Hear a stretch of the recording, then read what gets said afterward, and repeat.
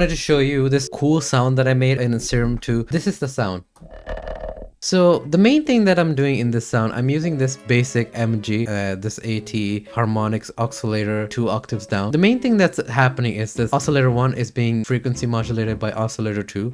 In oscillator 2, I have this wavetable right here, which is sync, hence why it's giving that ringing sound. I have it like around 40% frequency modulated, and then I have some soft clipping going on. And to give it the speed up movement, essentially what I'm doing is I have LFO number 1 going to the reverb, LFO 2 is controlling the speed. In Serum 2, if you didn't know, you can make your custom LFO. So I made this one, and I have the envelope 1, this curve right here, and it's controlling the filter right here. I'm using LFO 3, which is linked to a macro, and the macro is linked to the rate here. If you leave it on BPM, it's slower than what you can achieve with Hertz. I'll just give you an example.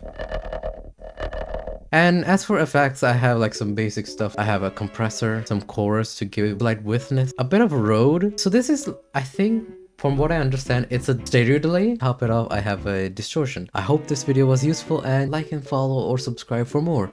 I'll see you in the next one.